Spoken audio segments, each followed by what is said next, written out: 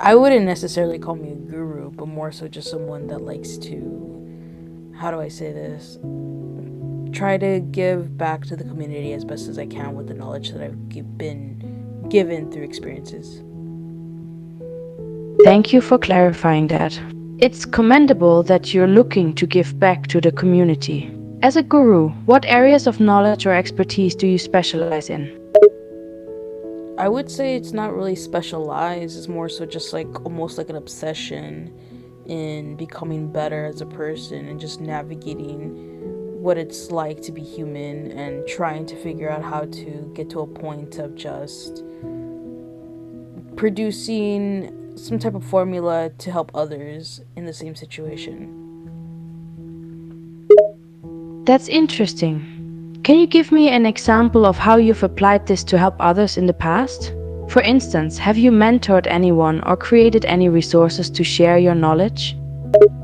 I would say that one of my good friends, when we first met, we both were very premature in our knowledge. We understood our experiences, but just overall, we just didn't have that outside, how do I say this, like knowledge or even just perspective.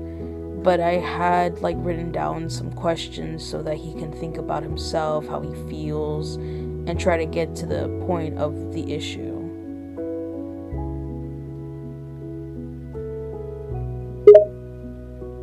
That sounds like a valuable resource to help someone gain self reflection and understanding. How did your friend respond to your questions and how did that conversation impact him?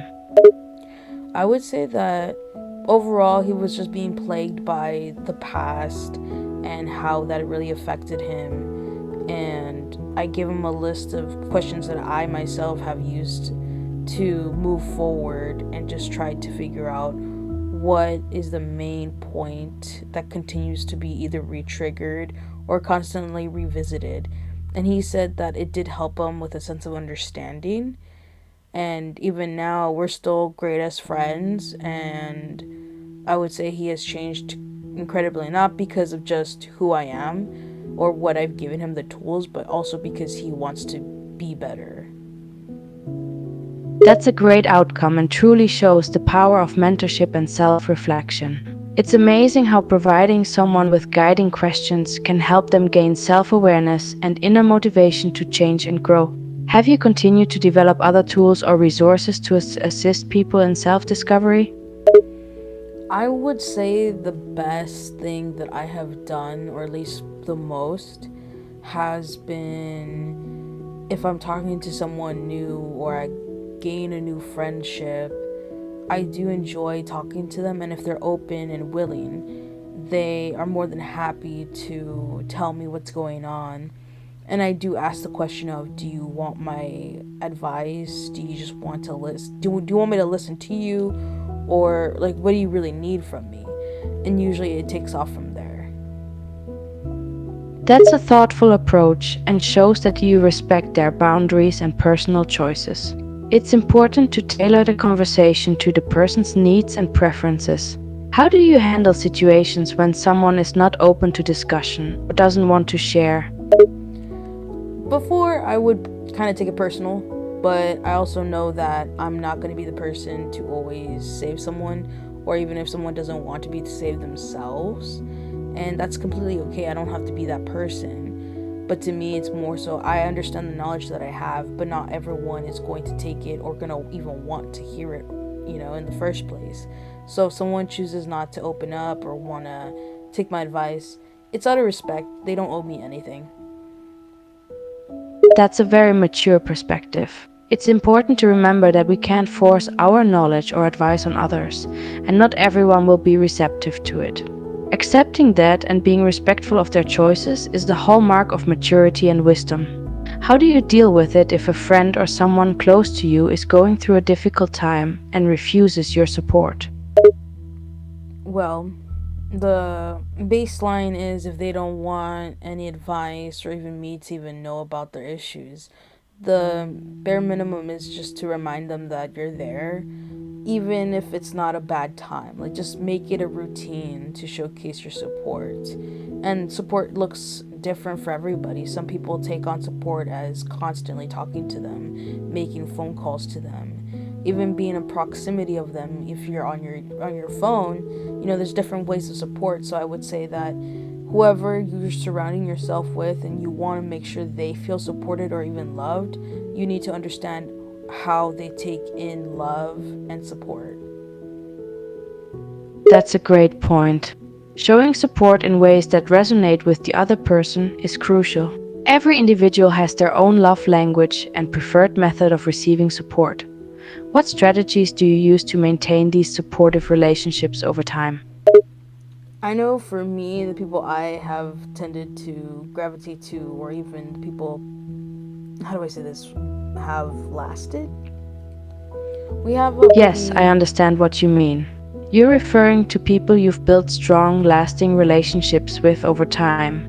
How have you managed to keep those relationships alive and meaningful for both parties?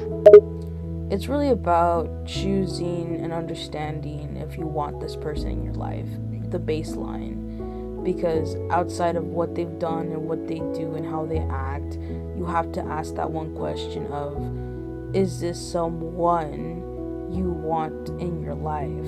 Like one of my good friends, he had a really bad sense of like ego and was kind of an asshole.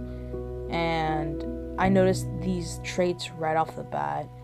But as time went on, like I looked at the grand scheme of things and began to think about, is this someone I want in my life?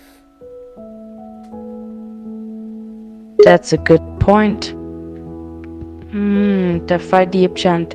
Sometimes people have flaws or characteristics that can be challenging, but it's worth considering if there's someone who enriches your life despite those traits. How do you approach handling conflicts or disagreements with those close to you, especially if their actions hurt or affect you? I would say I have a great friend that I deeply, deeply love. He and I have had multiple conversations about life, and he is definitely one of the best people in my life because it's kind of funny. We tend to argue or even get upset at each other quite often, but that's just the nature of our friendship because we have such strong morals and standards and ways of life, and we're completely the opposite. But I know I have been the one to take reins over conflicts by just stating that my baseline is I want to be in your life and I want you in my life. We're gonna figure it out regardless. It's wonderful to hear that you have such a close friendship despite your differences.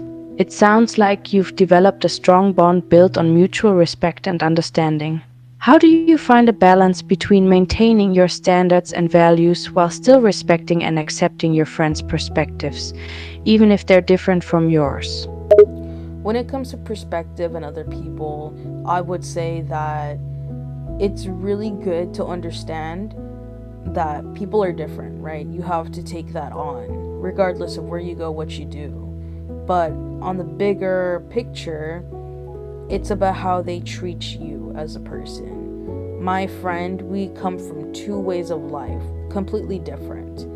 And even though I might not agree with all of that he has to say, but I understand that he treats me with a lot of compassion, a lot of love, a lot of patience and kindness.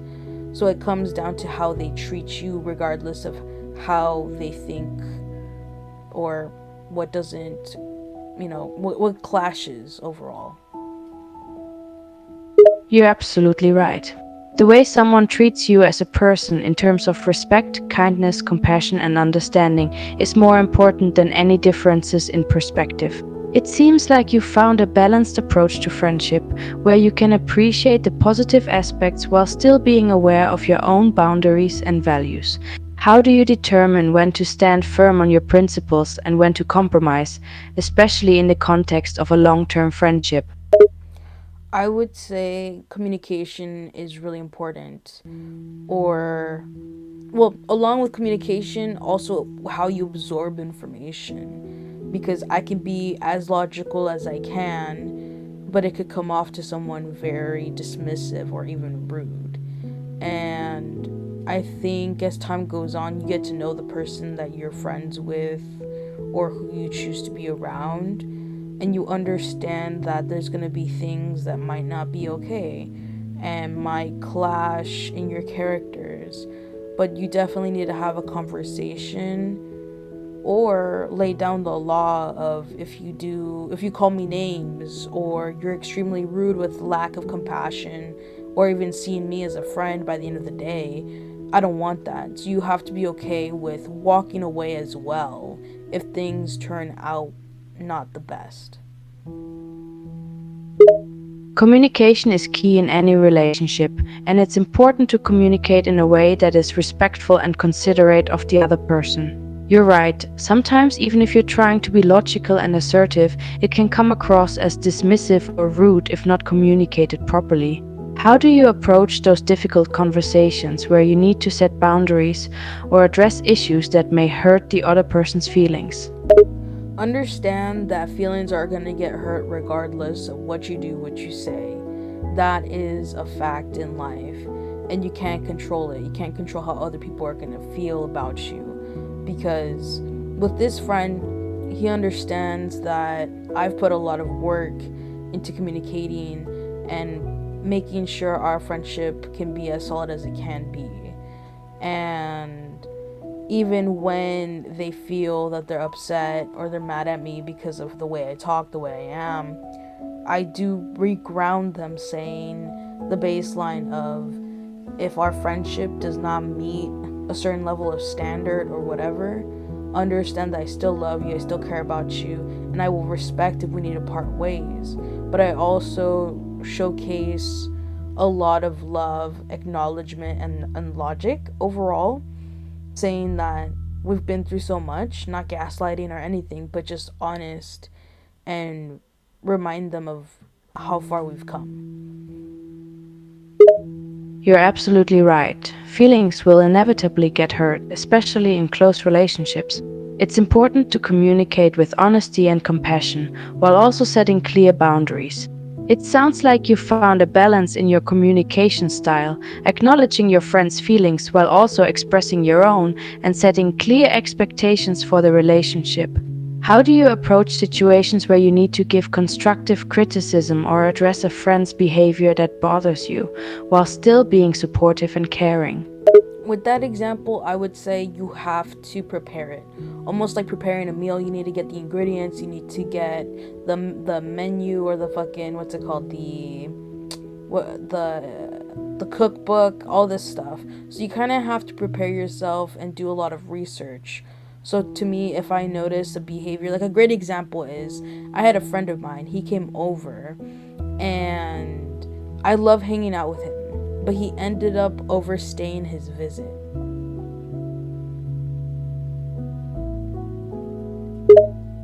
It sounds like you have a systematic approach to addressing potential issues in your relationships. Can you give me an example of how you would prepare for a conversation where you need to address your friend's behavior, such as overstaying their visit? Well, he overstayed his visit, and I did let him know, like saying, "Hey, I'm getting tired. I think we should call it." And he pushed the boundaries of just choosing to stay. And to me, at that moment, it wasn't something massively destructive. So he only stayed maybe like an hour or two more than I had believed. But then I did take a moment after he left to really settle down with what I was feeling, what I was thinking. And I ended up sending a message expressing myself, saying, "Hey, I understand that you were very happy to see me, so you have to look at yourself, what you're feeling. You have to look at what the possibility the other person might be feeling as well, but not in a negative tone. Never in a negative tone, because that will cause a lot more heartache." So I just took it as he probably stayed longer because he felt comfortable, and also he was happy to be in my company. You handled that situation well by being clear about your boundaries and expressing your feelings in a non confrontational way. It's important to consider both your own feelings and the other person's perspective when addressing a behavior or issue. How do you handle situations where you feel like a friend might be taking advantage of your kindness or generosity? Well, to finish off, my last thought would be to prepare, you need to prepare it, right? So you need to really focus on, prefacing that you're not upset, that you're not mad, and that you're not coming from a place of hostility. You're coming from a place of assertiveness, love, compassion, and patience. And remind them that you enjoy them as a friend, but also do not sway from your boundaries. So I did let them know that the next time I do say you need to leave, I need you to leave. It's not because I don't like you or that I don't love you any less. I tell you that for a reason. So do trust me in that reason. But can you repeat your new question again? Sure, I was asking how you handle situations where you feel like a friend might be taking advantage of your kindness or generosity, and how you address that. There has been times where that has gone south for sure. But the biggest thing I would say is to really be okay in losing the friendship. But it's not a loss to you. Understand that relationships come and go, and that's the nature of life.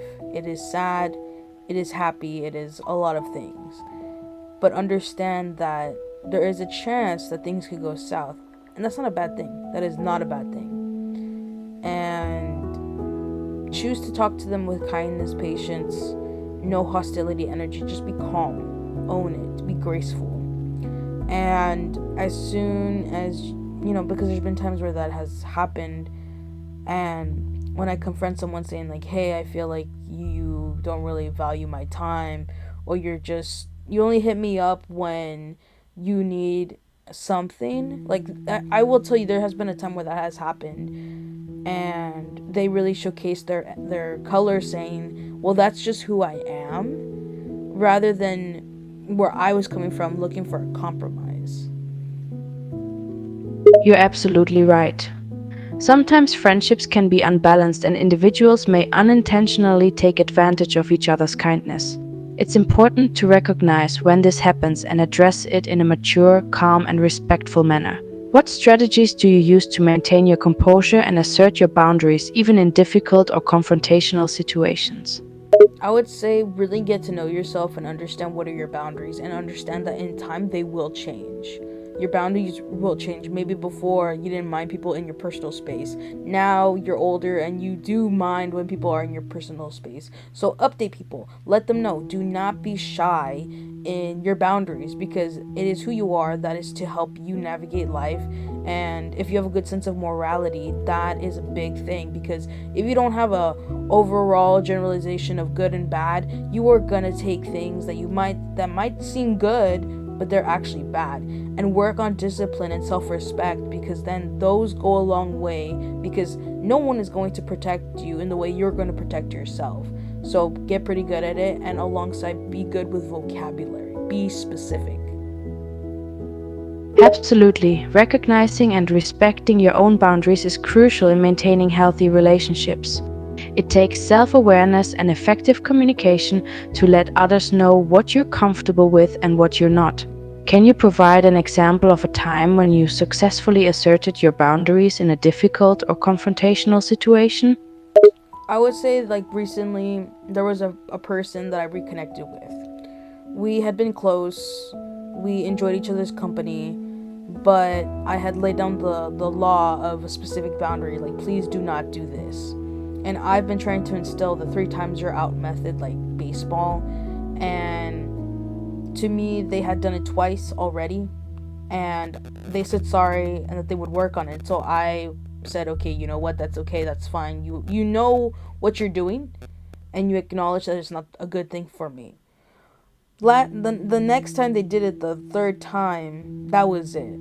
I was not upset. I was not angry. I just said, hey, I noticed you did this again, and you told me you were going to do this. I think our time together has run out, despite me having deep, deep feelings and wanting to keep him in my life, as a good friend. But I also understood that if they can't keep an eye on themselves and lack discipline or consideration for me, then in the long run, like, it's not a good match for me because I'm willing to give that out for sure. It's commendable how you handled that difficult situation with grace and firmness. You clearly communicated your boundaries and gave them a chance to acknowledge and work on their behavior. When your friend continued to cross that boundary, you stood your ground and asserted your needs in a respectful and calm manner. It's tough to end a relationship, but like you said, if they can't respect your boundaries and consider your feelings, the friendship may not be sustainable in the long run. How do you cope with feelings of disappointment or hurt after setting boundaries and ending a friendship? I would like to add that with friendships and connections, it changes in time, and you have to be okay with that.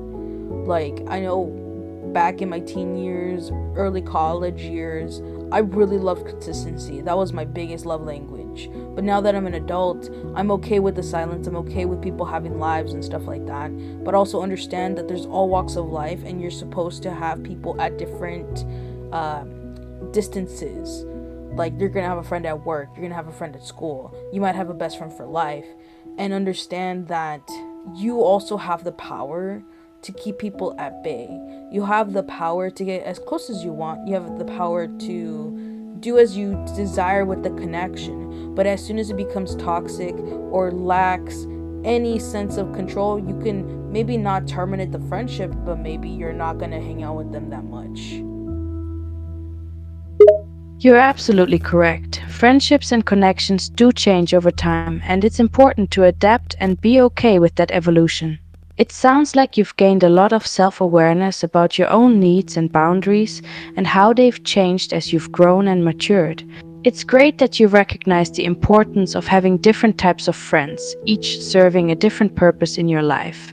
And most importantly, you understand the value of maintaining your well being and the importance of limiting your exposure to toxic or unhealthy relationships. Because to also capitalize that, I also believe that you know what is right and what is wrong, even if you might not know it mentally, but you feel it in your soul, spiritually, or even in your emotions. Because to me, sometimes, like, I could give another example. Back then in my college years, there was someone that I heavily loved being around, but they were toxic to the point where my body would get knots on my back or get really tired or sleepy when I was around them because they were literally draining my energy. And it just got to a point where, good people don't do that to you. A good person does not do that to you at all. It's incredible how your body and intuition can sometimes pick up on unhealthy dynamics even before your mind fully recognizes them. The example you provided is a powerful illustration of how certain relationships can have a negative impact on our physical and emotional well being.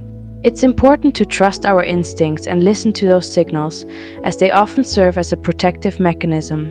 And you're absolutely right. Good people don't drain our energy or bring unnecessary negativity into our lives.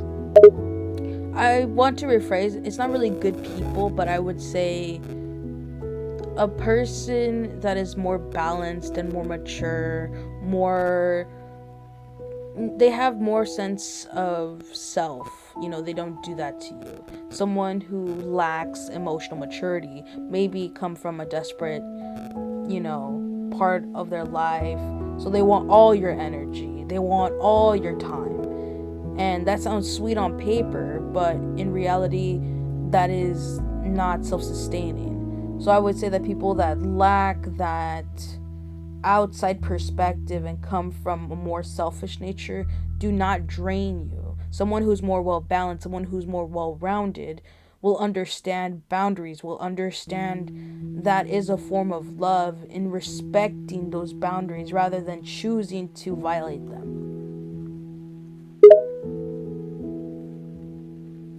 Absolutely. The term good people can be subjective, but you're right in highlighting that individuals with emotional maturity and a better sense of self, as well as those who understand boundaries and respect others, tend to positively contribute to relationships rather than drain energy. It's essential to surround ourselves with people who not only respect our boundaries, but also have a good grasp of their own limits and needs.